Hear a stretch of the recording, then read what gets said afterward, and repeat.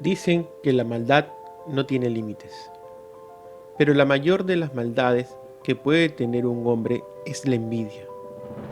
Pues lo que le voy a relatar hoy es la historia de los padres más sanguinarios y envidiosos de la historia, que con tal de saciar su envidia, nos deformaron nuestra historia a todo costo de oro y de vidas humanas.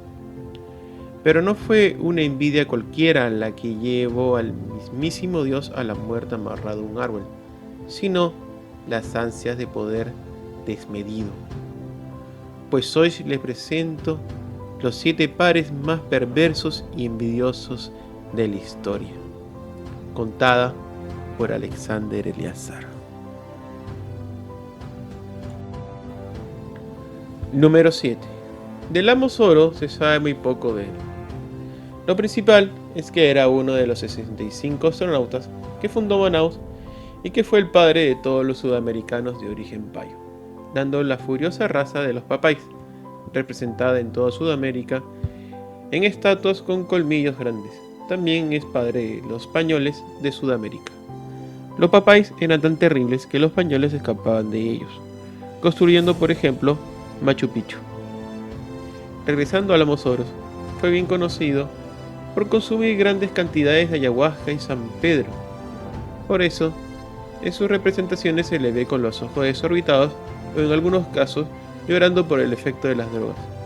Llorar es relativo a lloro, que fonéticamente es parecido a Zoro o amo Zoro, significando el amo loco. Las investigaciones hechas por José Alfonso y por mí se ha logrado determinar que el amo Zoros es el que está en la Portada del Sol en Tiahuanaco con los 65 pales. Entre ellos se puede ver el soldado, cures y pares, muy bien representados. Debajo del mural se encuentran los cures, que ostentaron de pares ya que también llevan el casco de Zoro en la cabeza. Quizás son los gobernantes del mundo o cómo se repartieron el mundo en total son 16. También hay representaciones de Zoro matando a sus enemigos, curiosamente cures o soldados de otras tribus de origen chino, cortándoles el cuello. Al principal se encuentra amarrado a un tronco o algo así, como le pasó a Dios, o sea, los sororizaron. Algo que llama la atención es la relación con Zoros que lleva el nombre de dicho padre. La pregunta es, ¿será Zoros el amo Zoro? Quedan ustedes seguir investigando. Número 7.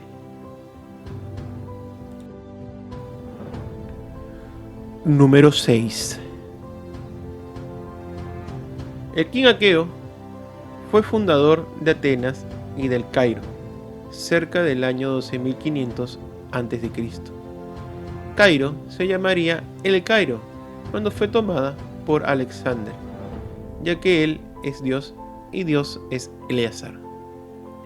Este padre fue quien designó cómo se llevarían las mezclas de razas entre los payos, níger y humanoides.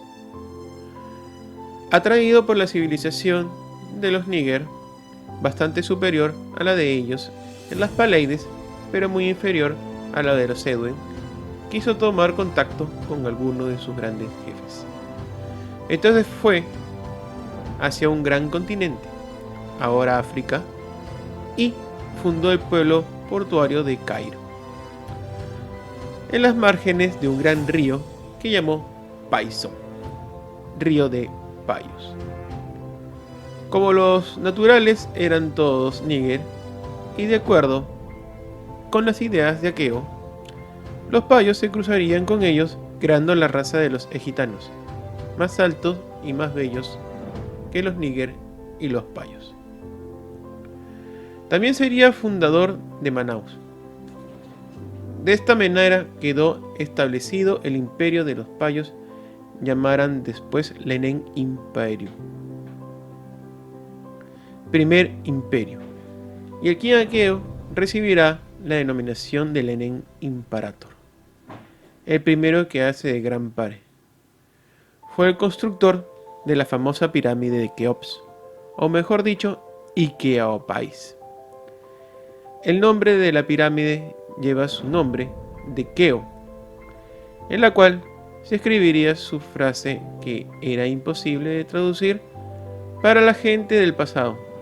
Quizás era el tipo de escritura que usaban los payos en sus naves. Eleazar lo traduciría así: Oráculo Ildapare Spaincha, etc. Según estas palabras, oráculo nos dice aquí está el culo, Hilda nos dice muerto. Pare Espainza, que significa padre hijo de España. Entendiendo que el king Aqueo era un culo, o sea, un cure.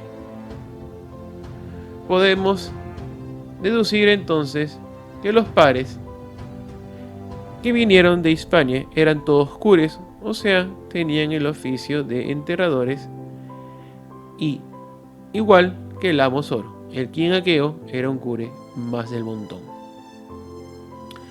Dice Alexander Eleazar que la pirámide de Keops es el monumento funerario del king Aqueo. Quizás, quién sabe, está enterrado allí, ya que este servía como un laberinto para no encontrar quién estuviera enterrado. Hoy en día se dice que está orientado con la constelación de Orión. Esto es imposible, ya que es territorio de los Veres y no de las Paleides, lugar de donde viene el king Aqueo. La arqueología moderna trata de buscar una interpretación de mapas estelares en todo hallazgo arqueológico, siendo una ridiculez mayúscula cometida por todos los investigadores modernos del misterio y la ciencia oficial. Jamás, de los jamases, los símbolos se leen de la manera que nos quieren hacer creer. Estos solo tienen valores fonéticos que nos hacen recordar expresiones usuales del lenguaje.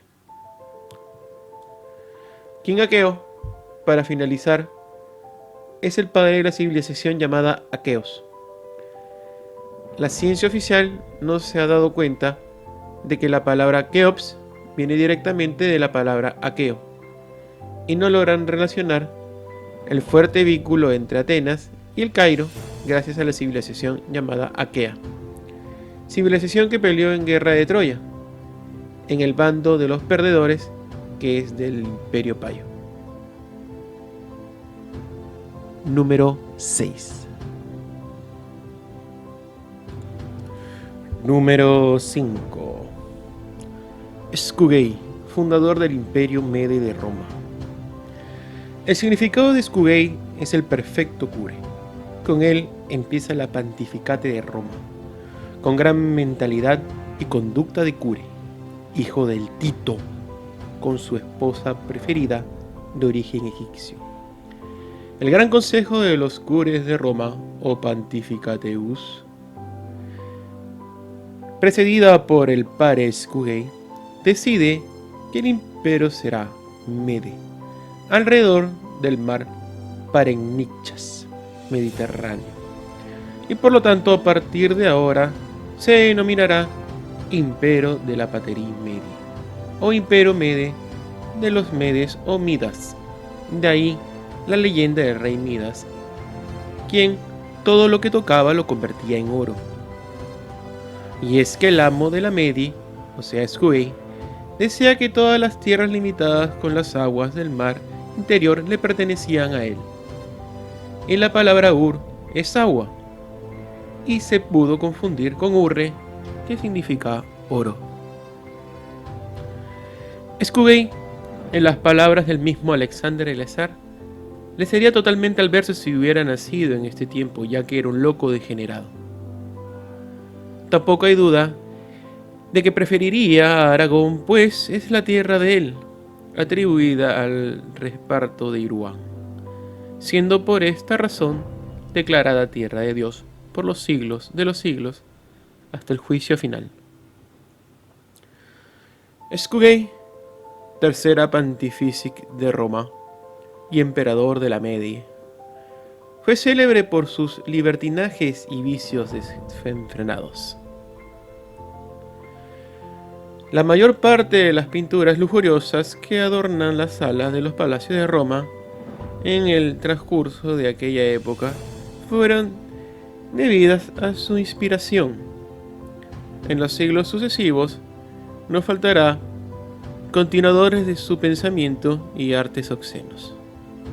Por todo ello, su nombre queda como sinónimo de libertino y desde entonces, en lengua el libertinaje se llamaría scugeikeri.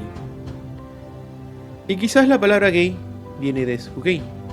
El significado actual de esta palabra es alegre, que se entiende por libertino. Sgugei moriría envenenado en el 3385 a.C.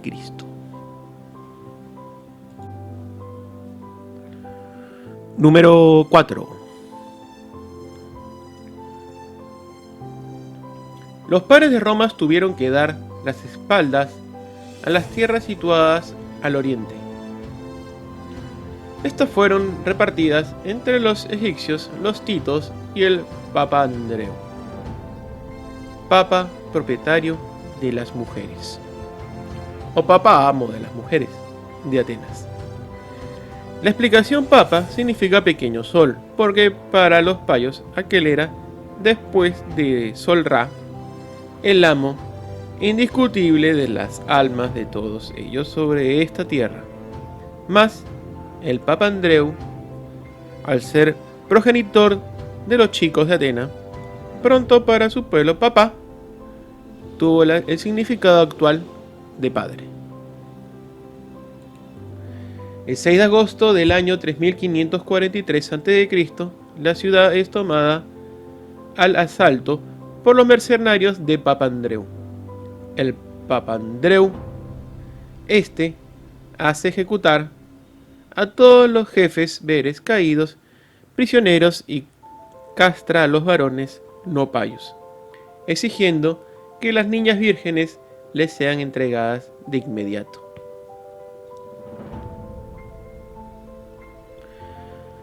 Atenas se convirtió así en la capital de una nueva Ceterapiae, llamada Atera Palatanie. El monumento llamado Caradar fue nuevamente modificado, cambiándole las columnas por 46 estriadas, para representar los años en que Atenas estuvo bajo el poder de los beres.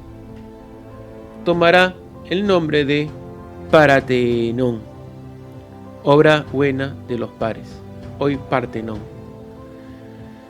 Constato como ahora, o desde hace siglos, la expresión Acaropale, la patria de los pales, escrita y pronunciada Acrópole o Acrópolis, se refiere erróneamente a un conjunto de construcciones, por desconocimiento sin duda de la lengua empleada en aquellos tiempos. Número 4. Número 3. Didi el Chato es autócrata del imperio del famoso Pantificic, que significa está haciendo la panta. Fue llamado Didi el Chato, y el Chato por no tener nada de nariz, ya que fue descendiente de los primigenios panes. Nació en las cuevas de Cuenca, tierra pare en donde vivió más de 300 años. Este pare mandó asesinar al hijo del rey Dárdanos, quien llevaba la denominación también del rey Janus, representado en las monedas. El rey Pituregi, y amigo de Dárdanos, levanta un ejército, citando a la ciudad de Iruma. Y después de nuevos 9 meses, los capitolinos de Didi el Chato se rinden. Vituregi comete el error de no hacer ejecutar al padre Didi y esbirros.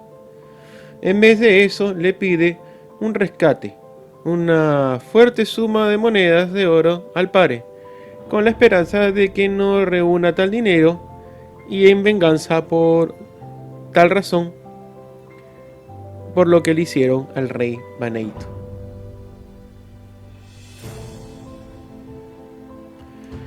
Bituregui pensó de que esta manera se quedaría con el oro que tenían los payos y por no cumplir con las cuotas los mandaría a hacer trabajos forzados.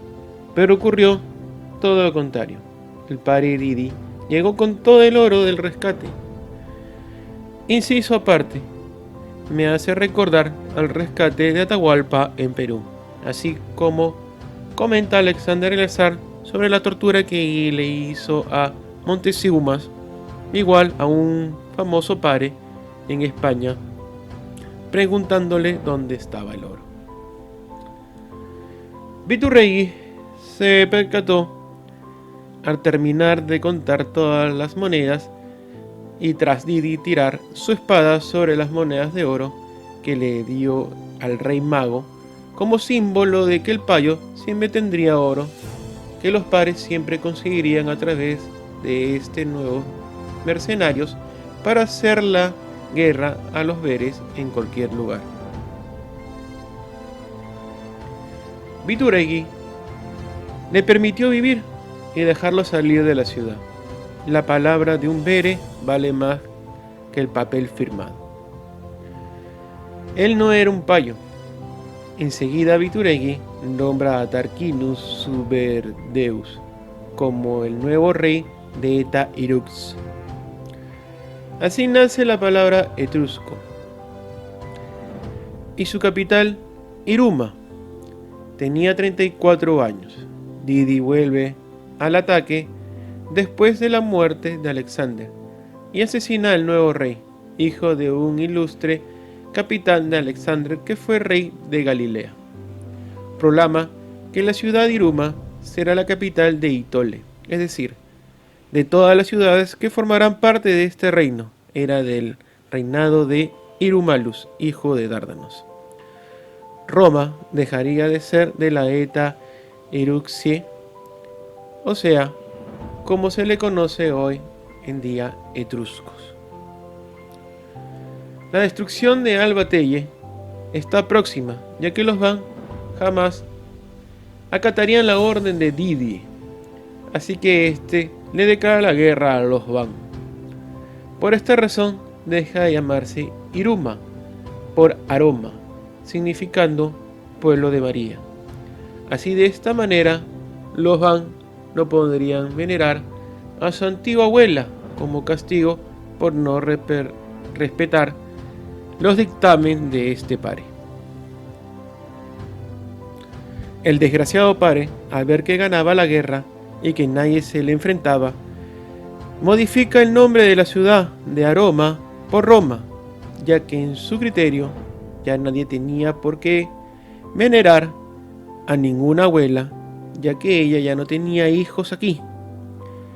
En el acto siguiente se hace proclamar como el primer Pontifex de Roma en el año 41 de Troya, 2 de marzo del 3549 a.C. Número 3. Número 2. Muerto Didi el Chato, lo reemplaza otro padre muy sanguinario, llamado Tito, nombrado el segundo Pontifex de Roma. Fue uno de los padres más sanguinarios y crueles de Roma. Nació en Anatolia y gobernó con mano dura muchos años, pues vivió un promedio de entre 150 años, siendo una edad normal alcanzada por un padre en esos tiempos. Estas edades eran debido a la utilización del elixir de la eterna juventud. Número 2. A la muerte de Didi el Chato, lo reemplaza otro padre muy sanguinario, llamado Tito, nombrado el segundo Pontifex de Roma. Fue uno de los padres más sanguinarios y crueles de Roma. Nació en Anatolia y gobernó con mano dura muchos años, pues vivió un promedio entre 150 a 200 años, siendo una edad normal alcanzada para un pare en esos tiempos. Estas edades eran debidas a la utilización del elixir de la juventud, que ya los pares llamaron también amoparoixie o amaparoixie, para tratar de hacer equivalente fonético con el embereoxie o embroixie. Del nombre amaparoixie nace el nombre hermafrodita. Es muy curioso, en realidad, quizás los lugares de miel de los pares eran llevados a cargo por hombres de dudosa orientación, muy a gusto también de los pares de esos tiempos.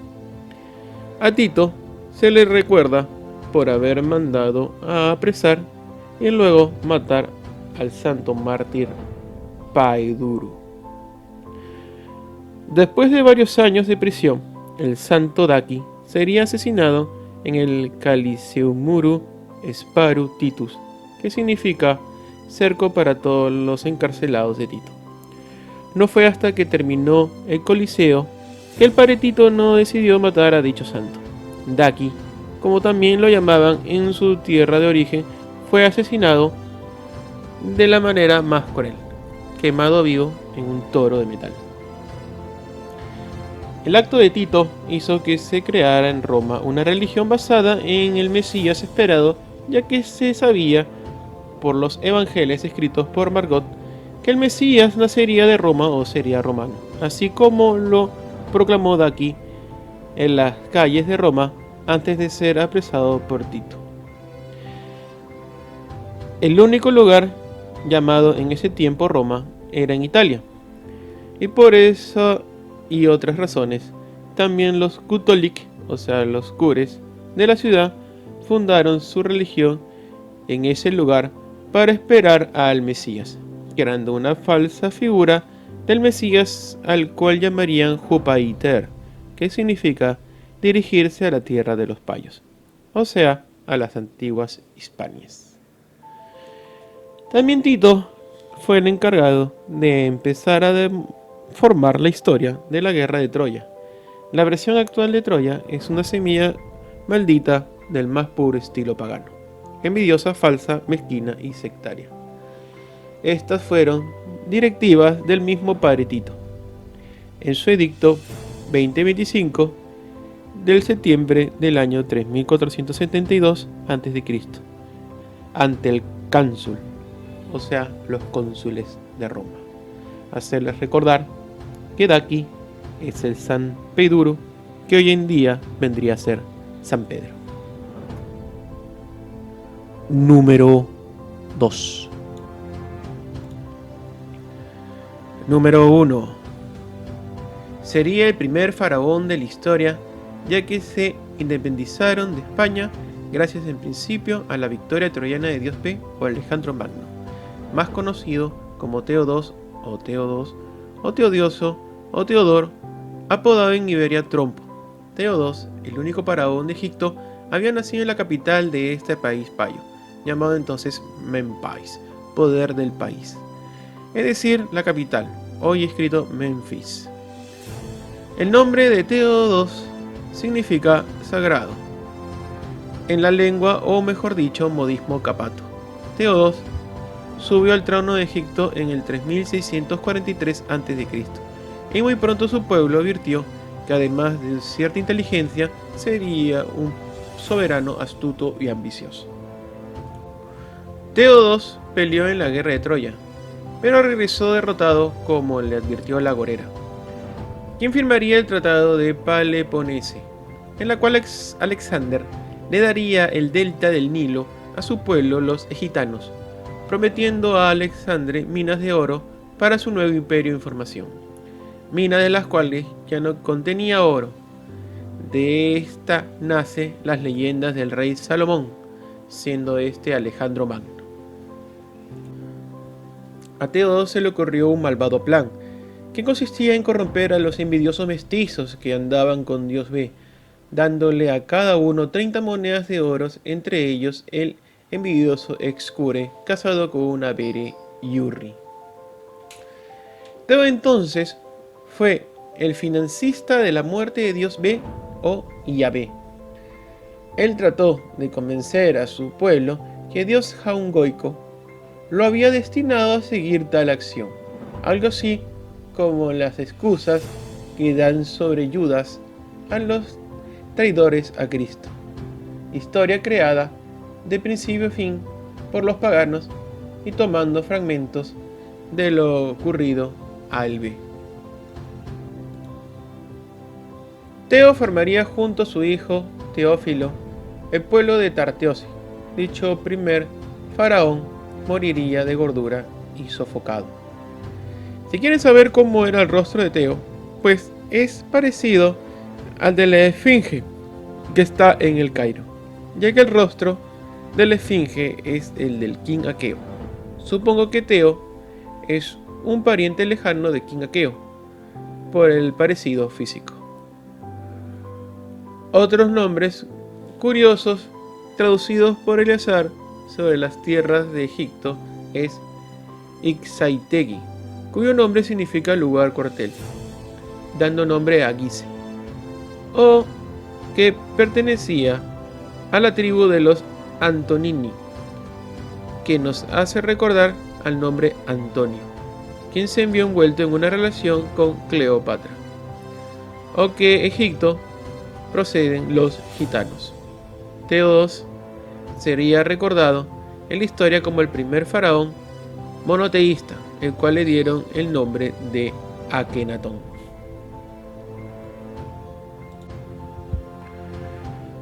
Mención honorífica. La mención honorífica va para el emperador Omaizoi.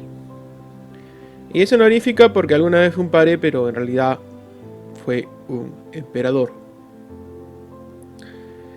Este sin duda es el padre más importante, ya que fue el último emperador del Segundo Imperio Español. Entendiéndose que España abarcaba todo el mundo, conocido hasta esa fecha. Este padre fue escogido democráticamente entre sus pares, valga la redundancia. Los puestos de emperador en ese tiempo eran escogidos por los demás pares, que normalmente se escogía al hijo preferido del pare para que suplante el cargo. Hoy, el puesto de pontífice, el cual significa el que hace la paine, sigue siendo escogido de la misma manera. Hoy en día, la curia se reúne para elegir un nuevo papa. Este pare tenía la ambición de lograr que todos los territorios racialmente vere sean de España. Así que fue por la conquista de lo que hoy es Suecia. Su mayor botín eran las mujeres veres para poder mestizarlas y así su descendencia logre una transmigración de alma, sino también una posible reencarnación y así también de paso borrar la descendencia de Dios B en la tierra.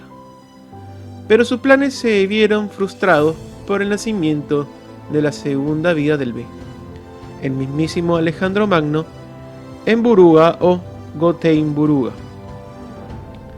siendo la ciudad capital en la que nació Dios por segunda vez.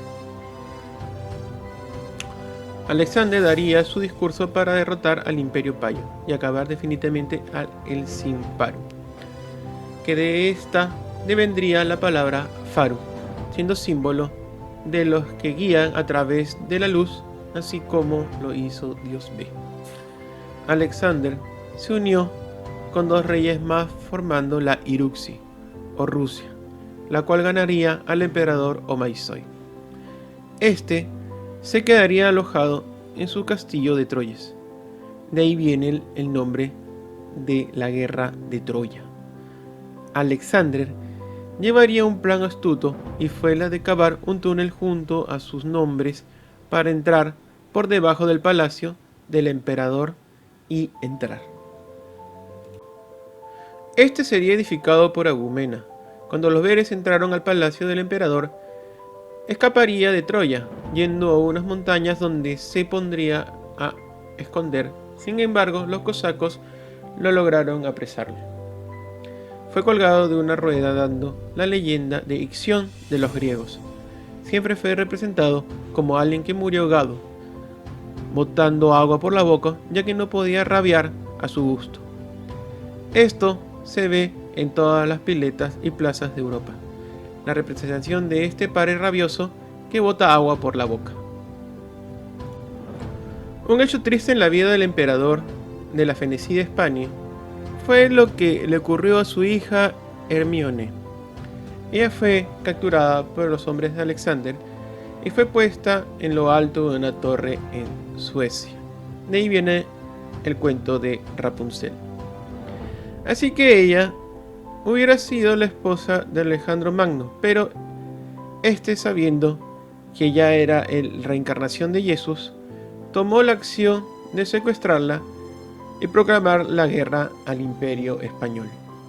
El emperador español se vería muy triste y acongojado por lo ocurrido al ver a su hija en los campos troyanos con poca ropa danzarle a los cosacos. La trampa al emperador Omaizoi le salió cara. Esta consistía en entregar a su hija favorita a Alexander y luego de la boda el imperio desconocía al rey regente y proclamaba a su hijo como el rey de esas tierras. La trampa de Pa esta vez no funcionó. Su hija tuvo que pagar los platos rotos de su ambición y descontrol desmedido al querer robarle a los veres sus tierras y mujeres. Su hija fue tratada, hasta donde tengo entendido, como la prostituta de los soldados de Alexander, ojo por ojo, diente por diente. Esa es la verdadera ley de Dios. Lo que hagas se te será devuelto. Les habló Henry. No se olviden de compartir y suscribirse a mi canal. Se las agradecería enormemente. En un hasta pronto.